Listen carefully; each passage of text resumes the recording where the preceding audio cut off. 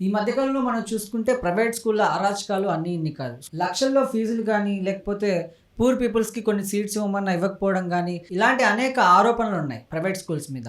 So, ఈ అంశం గురించి ఈరోజు మనతో మాట్లాడేందుకు అడ్వకేట్ మాలతి గారున్నారు. వారితో మాట్లాడదాం. Hello ma'am. హలో అండి. ప్రైవేట్ స్కూల్స్ ఆగడాలు ఏవైతే ఉన్నాయో, ఇలా లక్షల్లో ఫీజులు వసూలు చేయడం గానీ, ఎప్పుడో జరిగే ఫంక్షన్‌కి ఇప్పుడే డబ్బులు కట్టమనడం గానీ, ఇలా అరాచకాలు ఆగాలంటే చట్టపరంగా ఎలాంటి చర్యలు తీసుకోవాలంటారు? బేసికల్ ఏంటంటే ఏ స్కూల్ అయినా సరే బిలో పావర్టీ లైన్ అంటే పూర్ స్టూడెంట్స్కి వచ్చి 25% కోటా అనేది ఉంటుంది. ఆ కోటాలు ఏంటంటే ఎవరైతే అసలు అఫోర్డ్ చేయలేరు, మనీ పెట్టి అంటే ఖర్చు పెట్టి స్కూల్లో జాయిన్ కాలేరో వాళ్ళ కోసం ఈ 25% రిజర్వేషన్ అనేది ఉంటుంది. ఆ కోటాలో వాళ్ళకి ఇవ్వాలి. ఇదేం చెప్తుందంటే ఆర్టీఏ యాక్ట్ అంటే రైట్ టు ఎడ్యుకేషన్ యాక్ట్ అనేది చెప్తుంది. ఏంటి, ఈ 25% రిజర్వ్ చేసి పెట్టాలి వాళ్ళకి. ఎవరైతే పూర్ స్టూడెంట్స్ ఉంటారో వాళ్ళ కోసం అది ఉంచాలి, కేటాయించాలి. సో ఏ ప్రైవేట్ స్కూల్ అయినా సరే, ఎక్కడైనా సరే. సో ఇది అనేది చేయకపోతే, ఇది అనేది పాటించకపోతే వాళ్ళ మీద మనం కేసు పెట్టొచ్చు. సపోజ్ ఇప్పుడు ఏంటంటే ఇక్కడ ఏం జరుగుతుంది, ప్రైవేట్ స్కూల్స్ ఏం చేస్తారంటే అలాంటివి ఏం పాటించరు. They don't follow anything. ఎట్లా అంటే సీట్స్ ఇష్టం వచ్చినట్టుగా పెడతారు, ఫీజులు ఇష్టం వచ్చినట్టు పెడతారు. ఏంటంటే మా దగ్గరికి అడ్మిషన్స్ వస్తలేవు అంటారు డైరెక్ట్గా. మా దగ్గర అడ్మిషన్స్ లేవు, మా దగ్గరకు వస్తే మేము ఇస్తాం, ఇట్లా మాట్లాడతారు. ఇది కాకుండా ఫీజులు రాబట్టడం, మెయిన్ స్క్వీజింగ్ మనీ. ఎట్లా అంటే ఇప్పుడు ఒక స్కూల్లో జాయిన్ అవుతున్నారు అంటే ప్రతి ఒక్కరు రిచ్ ఉండరు. బట్ ఏంటంటే పిల్లలకి మంచి ఎడ్యుకేషన్, క్వాలిటీ ఎడ్యుకేషన్ ఇవ్వాలని చెప్పేసి పూర్ అయినా సరే, అఫోర్డ్ చేయలేనా సరే, పెట్టలేకపోయినా సరే పిల్లల్ని తీసుకుపోయి స్కూల్లో అడ్మిట్ చేస్తారు. కొన్నిసార్లు కట్టలేరు ఫీజులు. ఆ ఫీజులో కూడా వాళ్ళని చాలా చాలా టార్చర్ పెట్టి మరి లాగుతూ ఉంటారు. బట్ ఏంటంటే అందరూ తెలుసుకోవాల్సిన విషయం ఏంటంటే ప్రైవేట్ స్కూల్సే కాదు, ఏ స్కూల్ అయినా సరే 25% రిజర్వేషన్ అనేది పిల్లలకు ఉంటుంది, పూర్ పీపుల్కి ఉంటుంది. కొన్ని స్కూల్స్‌లో ఏం చేస్తుంటారంటే చిన్న పిల్లలు ఉంటారు. అంటే ఫస్ట్ క్లాస్, సెకండ్ క్లాస్ చదివే పిల్లల్ని ఫీజు కట్టడం లేట్ అయిందని చెప్పి అందరు పిల్లల ముందు నిల్చోబెట్టి వాళ్ళని అవమానకరంగా కూడా మాట్లాడే సందర్భాలు కూడా ఉన్నాయి. సో, ఇలాంటి వాళ్ళ మీద ఎలాంటి యాక్షన్ తీసుకోవచ్చు? ఇది లిటరలీ ఏంటంటే చైల్డ్ అబ్యూస్. ఎందుకంటే ఇప్పుడు పిల్లలు ఎవరైతే ఉన్నారో పాపం వాళ్ళకి ఏం తెలీదు, వాళ్ళ పేరెంట్స్ ఏం చేస్తున్నారో తెలియదు. నేను చిన్నపిల్లల గురించి చెప్తున్నా. వాళ్ళ పేరెంట్స్ ప్రొఫెషన్ ఏంటో తెలీదు, ఎవరు ఎంత సంపాదిస్తున్నారో తెలియదు. ఒక ఇద్దరు స్టూడెంట్స్ పక్క కూర్చుంటే ఒక స్టూడెంట్ వాళ్ళ పేరెంట్స్ లక్షల్లో సంపాదించవచ్చు, అదే పక్క స్టూడెంట్ పేరెంట్స్ వచ్చి వేలలో సంపాదించవచ్చు. ఇంకా పక్క స్టూడెంట్ చూసుకుంటే అసలు ఏం సంపాదించకపోయినా ఏదో అప్పుల్లో ఏదో చేసేసి స్కూల్ అడ్మిషన్ చేసి ఉండొచ్చు. సో అక్కడికి వచ్చి చూస్తే ఆ పిల్లలు వాళ్ళ పేరెంట్స్ ఏం చేస్తున్నారని ఎవరు తెలియదు, ఎంత డబ్బులు వస్తున్నాయో తెలియదు. వాళ్ళు ఏం చూస్తారంటే వీళ్ళ దోస్తులే కదా, నా ఫ్రెండ్సే కదా, వీళ్ళని ఎందుకు క్లాస్లో కూర్చోబెడుతున్నారు, నన్ను ఎందుకు తీసుకెళ్ళి బయట నుంచి పెడుతున్నారు, ఫీజు ఎందుకు కట్టలేనంత మాత్రాన నేను ఎందుకు బయట నించోవాలి అని పిల్లలు ఇన్సర్ట్ లాగా ఫీల్ అవ్వచ్చు. సో ఇది లిటరల్ ఏంటంటే మెంటల్ అబ్యూసే కదా. సో ఇట్లాంటివి ఏమైనా జరిగితే వెంటనే వెళ్ళి పోలీస్ స్టేషన్లో కంప్లైంట్ అనేది ఇవ్వచ్చు. ఎందుకంటే ఇట్స్ నాట్ లీగల్. అంటే పిల్లల్ని అలా మెంటలీ హరాస్ చేయడం అనేది తప్పు. అలాంటిది ఏమైనా చేస్తే మాత్రం కంప్లైంట్ ఇవ్వచ్చు. ఈ ఆర్టీఐ యాక్ట్ కూడా అదే చెప్తుంది. అంటే ప్రొటెక్షన్ ఆఫ్ చైల్డ్ రైట్స్. ఎట్లా అంటే వాళ్ళ మెంటల్లీ డిస్టర్బ్ కాకుండా చూసుకోవాలి. చదువు ఒక్కటి ఇవ్వడం కాదు, మెంటల్ హెల్త్ కూడా స్కూల్స్ రెస్పాన్సిబిలిటీ. సో అట్లా పిల్లల్ని భేద్భావ్తోని అట్లా అవకతవకలతో చూడకూడదు, అందరినీ సమానంగా చూడాలి.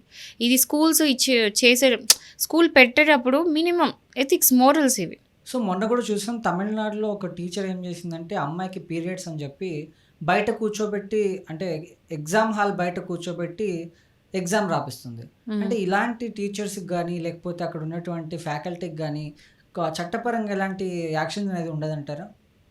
ఫస్ట్ థింగ్ ఏంటంటే వయలేషన్ ఆఫ్ ఫండమెంటల్ రైట్స్. ఎందుకంటే అక్కడ పాపకి ఆమెకి ఇప్పుడు మెన్స్ట్రువల్ సైకిల్ ఉన్నప్పుడు అది ఆ టీచర్ యొక్క ప్రాబ్లం అయి ఉండొచ్చు. లైక్ ఎట్లా అంటే ఆమెకి అలాంటి కస్టమ్స్లో అలాంటి ట్రెడిషన్స్తో పెరుగుంటుంది. సో ఆమె వాళ్ళ ఇంట్లో చేసుకోవాలి ఏం చేసుకున్నా. బట్ వచ్చి స్కూల్లో స్టూడెంట్ని అట్లా డిస్క్రిమినేట్ చేసి ఆ పాపని మెంటలీ హరాస్ చేసి బయట ఎక్కడం, మెట్ల మీద కూర్చోబెట్టుకొని రాపేయాల్సిన అవసరం లేదు. లిటరలీ వాళ్ళు ఉన్నది ఇంట్లో కాదు, స్కూల్లో ఉన్నారు. ఇదేంటంటే ఉమెన్కి అదొక పార్ట్ ఆఫ్ లైఫ్. ఓకే, అంటే జనరల్ నేచర్ ఇచ్చింది అది. సో దాన్ని ఏదో డిస్క్రిమినేట్ చేసి ఏదో అన్టచబుల్ లాగా, అంటరానితనం లాగా చూడొద్దు. ఎందుకంటే ఇప్పుడు ఆర్టికల్ 17 ఆఫ్ కాన్స్టిట్యూషన్ ఏం చెప్తుంది, అన్టచబిలిటీ అనేది క్రైమ్. ఇలాంటివి ఏమైనా చేస్తే అన్టచబుల్ లాగా ట్రీట్ చేయడము for any reason, let it be anything, ఏ రీజన్కైనా సరే ఆ పాపని అన్టచబుల్ లాగా ట్రీట్ చేసి అక్కడ నుంచి క్లాస్ నుంచి తీసుకొచ్చి బయట కూర్చోబెట్టినారు అంటే అది వయలేషన్ ఆఫ్ ఫండమెంటల్ రైట్. ఆ టీచర్ మీద కేసు అయింది.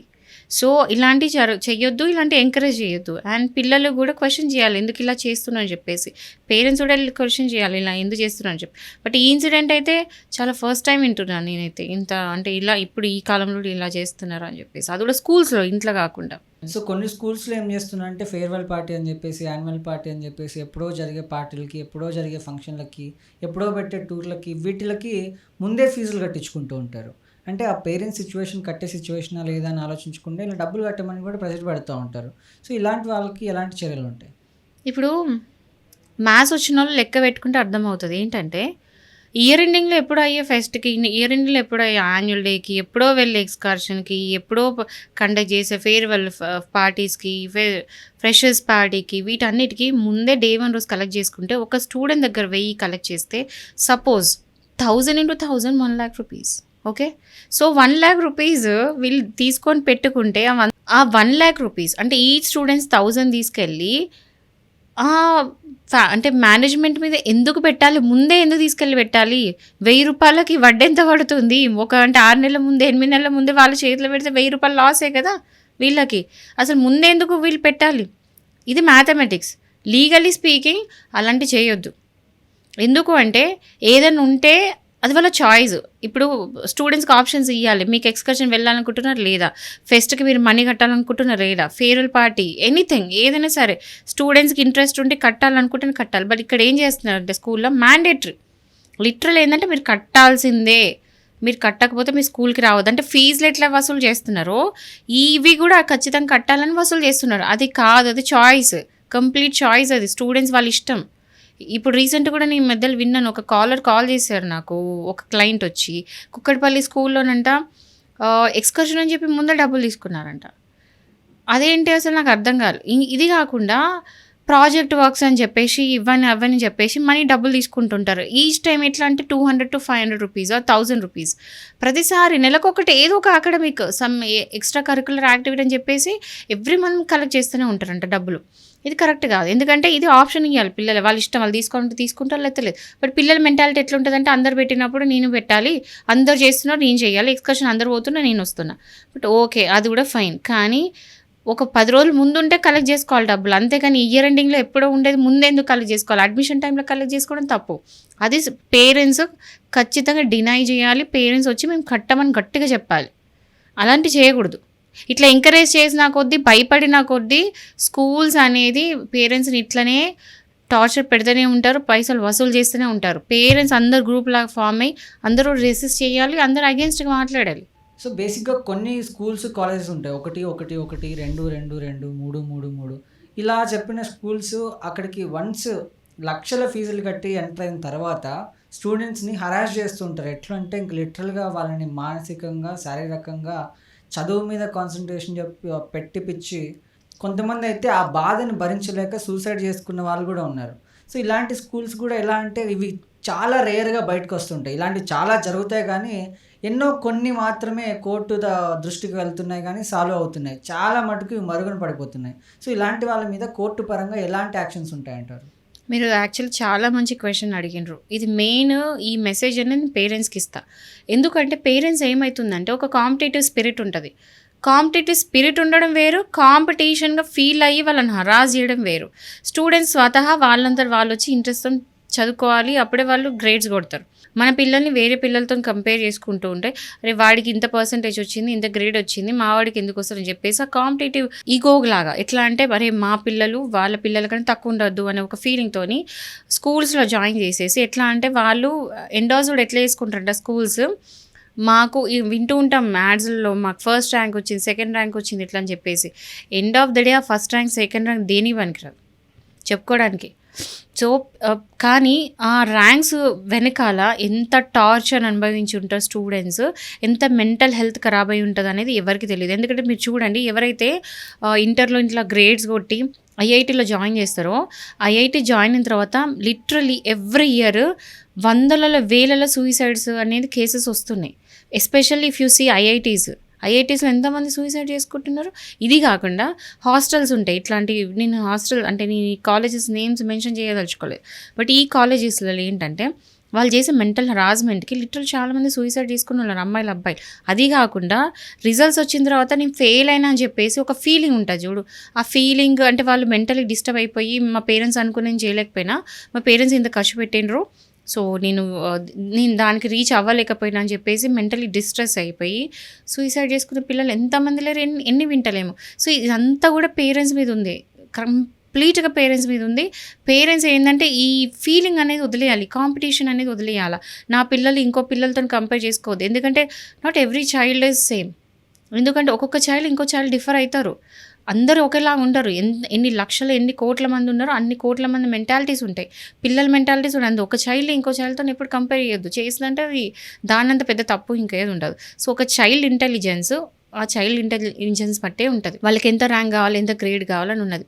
చదివియండి, ఎట్లా అంటే ఇంట్రెస్ట్తో చదివియండి, బట్ నువ్వు చదవాలి ఖచ్చితంగా అన్నట్టు ఉండొద్దు. ఈ స్కూల్స్లలో అయితే ఖచ్చితంగా జాయిన్ చేయొద్దు, ఎందుకంటే వాళ్ళు ఫ్యూచర్లో గ్రేడ్స్ కొడతారు కావచ్చు, అన్నీ కొడతారు కావచ్చు, కానీ లైఫ్లో మాత్రం ఫెయిల్ అవుతారు. ఎందుకంటే మెంటల్ హెల్త్ చాలా ఎర్లీ టెండర్ ఏజ్, అంటే లైక్ ఇంటర్ ఏజ్లోనే మొత్తం సర్వనాశనం, వాళ్ళ మెంటాలిటీ మొత్తం ఖరాబ్. మెంటల్ హెల్త్ వాళ్ళు లైఫ్ లాంగ్ క్యారీ చేస్తారు, ఆ సిక్నెస్ అనేది లైఫ్ లాంగ్ క్యారీ చేస్తారు. సో పేరెంట్స్ చదువు గ్రేడ్స్ కొట్టి రేపు ఫ్యూచర్లో జాబులు కొట్టి అది ఇంపార్టెంట్ కాదు, మెంటల్ హెల్త్ కూడా కేర్ తీసుకోవాలి పేరెంట్స్. ఈ మధ్య నాకు తెలిసి పేరెంట్స్ కొంచెం రియలైజ్ అవుతున్నారు అనుకుంటున్నారు, ఎందుకంటే ఎడ్యుకేషన్ సిస్టమ్ మనకి దగ్గర ఉన్నది కరెక్ట్ కాదు, చాలా చేంజెస్ అవసరం. ఎంతసేపు కాంపిటీషన్ అనే పోతారు, కానీ క్వాలిటీ చూడరు. ఓకే, ర్యాంక్స్ వచ్చినాయా, జాబ్స్ వచ్చినాయా, సీట్స్ వచ్చినాయా, ఫారెన్కి పోయిందా లేదా కాదు, క్వాలిటీ ఆఫ్ ఎడ్యుకేషన్. వాడు రేపు పొద్దున పోయి ఎట్లా బతుకుతాడు, that is very important. So అది ఎవ్వడు పట్టించుకోడు. మళ్ళీ ఇంకోటి ఏంటంటే ఒక పేరెంట్స్ చూసి ఇంకో పేరెంట్స్ వాళ్ళ పిల్లలు కొట్టారు ఐఐటి, మా పిల్లలు కూడా కొట్టాలి, అలా ఈ ఈ ఈ ఇట్లాంటి మెంటాలిటీ వదిలేసినాడే ఎడ్యుకేషన్ సిస్టమ్ అనేది డెవలప్ అవుతుంది. ఇంకోటి మెయిన్గా ఎడ్యుకేషన్ సిస్టమ్ ఇంకా డెవలప్ కావాలంటే ప్రాక్టికల్ స్టడీ అనేది పెరగాలి, ప్రాక్టికల్ ఎడ్యుకేషన్ అనేది పెరగాలి. ఎగ్జాంపుల్ ఎట్లా అంటే మనం చదివించడం వేరు, చూపించడం వేరు, కళ్ళతో చూపించడం వేరు, అది కాకుండా చేతులతోని మనం ప్రాక్టికల్ చేయడం వేరు. సో పిల్లలకి ఎన్ని స్కూల్స్ ప్రాక్టికల్ నాలెడ్జ్ ఇస్తుంది, బుక్స్ తీసుకొచ్చి బట్టి కొట్టేయడమే, లిటరల్ బై హార్ట్ చేస్తారు, కాపీ పేస్ట్ ఎగ్జామ్స్లో కాపీ పేస్ట్, ఎవరి కూడా నాలెడ్జ్ లేదు, క్వశ్చన్ అడిగితే ఎవరు చెప్పలేరు. యూపీలో రీసెంట్గా చూస్తే ఏంటంటే ఐఏఎస్ అంటే వాళ్ళ స్టేట్ లెవెల్ గ్రూప్స్ ఎగ్జామ్లో కొడితే ఫస్ట్ ర్యాంకర్ని ఒక సింపుల్ బేసిక్ క్వశ్చన్ అడిగితే చెప్పలేకపోయినరు, ఎందుకంటే మొత్తం బట్టి బై హార్ట్ చేసి యాజ్ ఇట్ ఈజ్ పోయి అక్కడ కక్కేయడం, పేపర్లలో కక్కేయడం అంటారు, నేను నా లాంగ్వేజ్లో అయితే కక్కడం అంట, మింగడం కక్కడం అక్కడ పేపర్లో. అది ప్రాపర్ ఎడ్యుకేషన్ కాదు. ప్రాపర్ ఎడ్యుకేషన్ అంటే నాలెడ్జ్తో ఉండాలి, ఎక్కడైనా వెళ్ళి బతకాలి, ఇవి ఇంపార్టెంట్. గ్రేడ్స్ ఇవన్నీ ఇంపార్టెంట్ కాదు. ఈ కాలం అనేది మారిపోయింది, ఈ రోజుల్లో ఎవ్వరు కూడా మార్క్స్ ర్యాంక్స్ చూడట్లేదు. ఎంతమంది ఎడ్యుకేషన్ లేకుండా చదువు లేకుండా స్టార్టప్స్ చేసి ప్రతి ఒక్కరు ఎంతమంది లైఫ్లో ప్రోగ్రెస్ అయిన వాళ్ళు ఎంతమంది లేరు. ఫేస్బుక్ మార్క్ జక్కబాకి చూసుకుంటే ఎవరైనా అందరూ స్కూల్లో ఏమంటారు డ్రాప్ అవుట్స్, వీళ్ళంతా మధ్యలో వదిలేసిన వాళ్ళు, ఎవ్వరు కూడా ఐఐటీస్ అవి కొట్టిన వాళ్ళు కాదు. బేసికలీ నాలెడ్జ్ ఇంపార్టెంట్, ఆ నాలెడ్జ్ లేనప్పుడు ఎంత చదివించేం లాభం. సో ఈ ఎడ్యుకేషన్ సిస్టమ్ అనేది మారితే, స్కూల్స్ అనేది మారితే, పేరెంట్స్ మారితే ప్రతి ఒక్క చైల్డ్ ఫ్యూచర్ అనేది చాలా గోల్డ్లా ఉంటుంది, గోల్డెన్ అయిపోతుంది. కానీ వాళ్ళని మెంటల్ టార్చర్ పెడితే మాత్రం వాళ్ళు ఫ్యూచర్గా ఏది కూడా వాళ్ళు క్యారీ చేయలేరు, లైఫ్ లాంగ్ ఉంటుంది అది. Okay ma'am, thank you.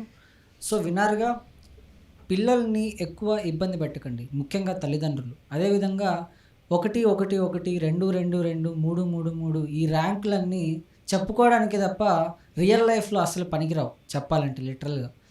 అలాంటి స్కూల్స్లో కానీ అలాంటి కాలేజెస్లో కానీ మీ పిల్లల్ని జాయిన్ చేసి వాళ్ళ మెంటల్ హెల్త్ని డిస్టర్బ్ చేయకండి, దయచేసి ఇది గుర్తుపెట్టుకోండి. Thank you.